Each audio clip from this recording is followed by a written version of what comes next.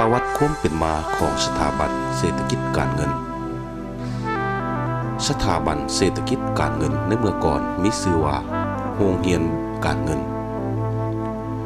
ได้สร้างตั้งขึ้นในปี 1971 อยู่เขตปลดปล่อยของกำลังหักษาเป็นโรงเรียนการเงินหลังทำอิฐโดยได้รับการช่วยเหลือทางด้านวิชาการจากเสี่ยวซานสสเวียดนามในเวลานั้นได้เปิดสอนนักเรียนการเงินชั้นกลางขึ้น3รุ่นมีนักเรียน138คน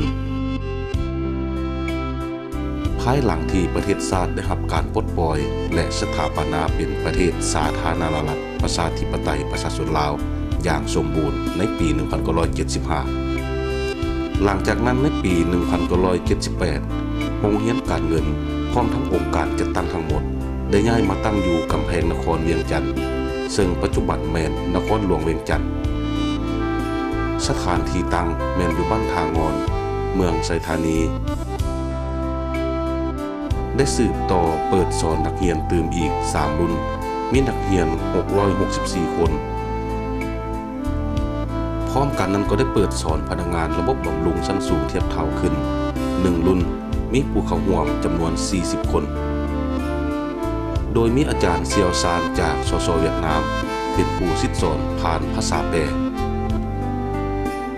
ในปี 1987 กระทรวงการเงินได้ร่วมเข้ากับแผนการแห่งรัฐมีชื่อเอิ้นว่ากระทรวงเศรษฐกิจแผนการและการเงินโรงเรียนการเงินได้ถูกยุบแต่ในขณะเดียวกันได้มีโรงเรียนเศรษฐกิจแผนการและการเงินได้รับการสร้างตั้งขึ้นซึ่งอยู่ภายใต้การคุ้มครองชี้นำจากแผนกการเงินกำแพงนครเวียงจันทน์มีสถานที่ตั้งอยู่บ้านดงคำสร้างเมืองหาดสายฟองโรงเรียนได้จัดตั้งการเรียนการสอนในระบบชั้นกลางระบบก่อสร้างใช้เวลาเรียน2 ปี5รุ่นซึ่งสร้างนักศึกษาได้จำนวน 1,662 คนมาฮอดกลางปี 1993 กระทรวงการเงินได้แยกออกจากกระทรวงเศรษฐกิจแผนการและการเงินมาเป็นกระทรวงการเงินเฉพาะและในเวลาเดียวกันย้อนความเรียกร้องต้องการบรรดาองค์กรต่างๆในขอบเขตทั่วประเทศยังขาดเขินพนักงานการเงินจากนั้นแผนกการเงินกำแพงนครเวียงจันทน์จึงได้โอนโรงเรียนเศรษฐกิจแผนการและการเงินที่ขึ้นกับการคุ้มครองของตนไปขึ้นกับการคุ้มครองโดยกงของกระทรวงการเงิน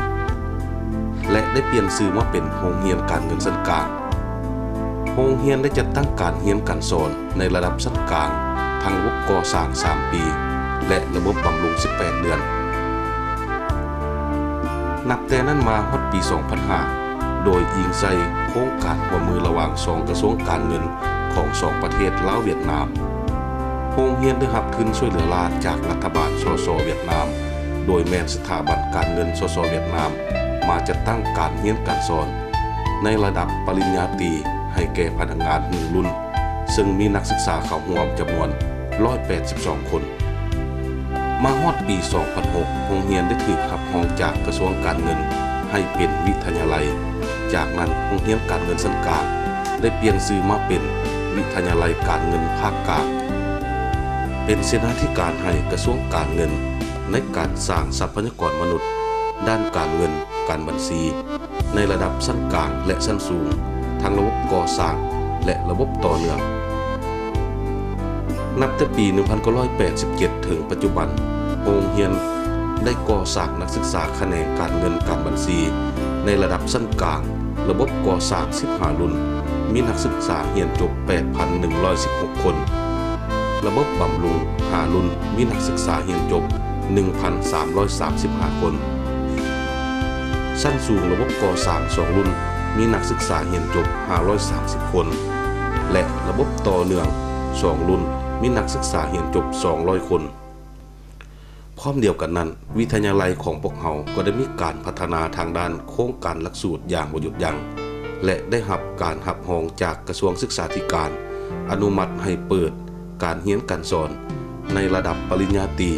ทั้งระบบก่อสร้างใช้เวลา5 ปีและระบบต่อเนื่อง2 ปี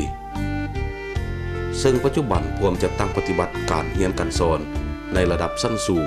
ระบบก่อสร้างมีรุ่นที่3รุ่นที่4และรุ่นที่5 ซึ่งมีนักศึกษาจำนวน730คนระดับปริญญาตรีระบบก่อสร้างรุ่นที่1และรุ่นที่2มีนักศึกษา707คนระบบต่อเนื่องรุ่นที่1และรุ่นที่2มีนักศึกษา630คนนอกจากนั้นพวกเขาก็ยังได้ร่วมมือทางด้านวิชาการกับสถาบันการเงินสสเวียดนามเปิดสอนในระดับปริญญาโทซึ่งมีนักศึกษาจำนวน103คนพร้อมศึกษาหำเฮียนเคียงคู่กับการพัฒนาทางด้านโครงการหลักสูตรจากชั้นกลางมาเป็นชั้นสูงจากชั้นสูงก่อสร้างในระดับปริญญาตรีแล้วทางวิทยาลัยก็ยังได้พัฒนาครูให้มีความรู้สูงขึ้นเทื่อละก้าวปัจจุบันพวกเขามีพนักงานครูอาจารย์ทั้งหมด89คนในนั้นมีระดับปริญญาเอก1คนปริญญาโท4คน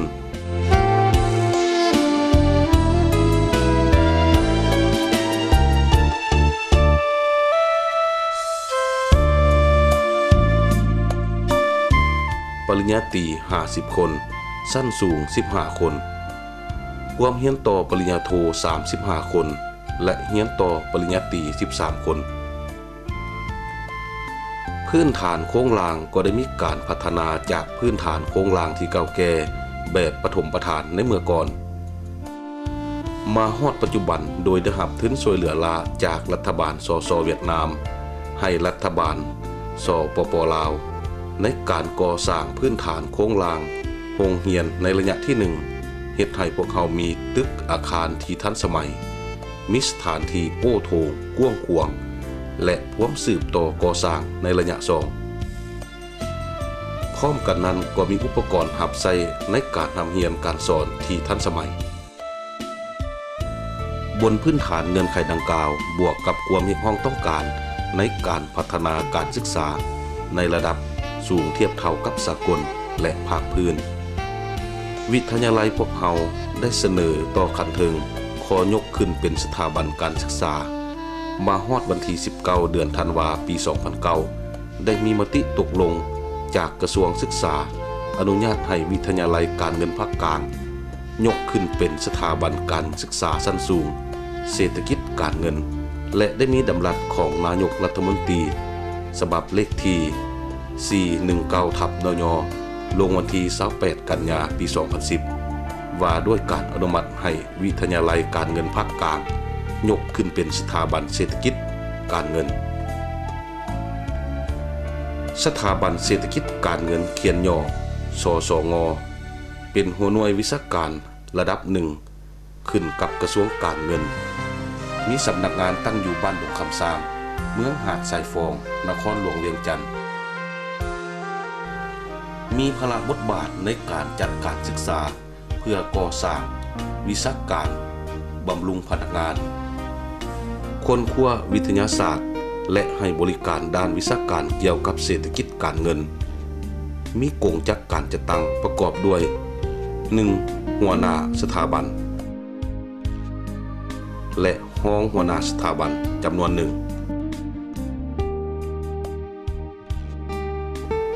มีบรรดาแผนกศูนย์และแขนงวิชาเฉพาะที่ขึ้นกับแผนกบริหารแผนกจัดตั้งแผนกวิชาการแผนกคุ้มครองการศึกษาแผนกการเงินแผนกค้นคว้าวิทยาศาสตร์ศูนย์ฝึกอบรมแผนกวิทยาศาสตร์พื้นฐานแผนกการเงินแห่งรัฐแผนกการเงินวิสาหกิจแผนกบัญชีและแผนกเศรษฐกิจนอกจากการเรียนการสอนด้านวิชาเฉพาะแล้วทางสถาบันเศรษฐกิจการเงินของพวกเขาก็ยังมีการเคลื่อนไหวนอกหลักสูตรตื่มอีกเป็นต้นแม่นสร้างขบวนการออกแห่งงานภายในสถาบันขบวนการกีฬาเพื่อมิตรภาพ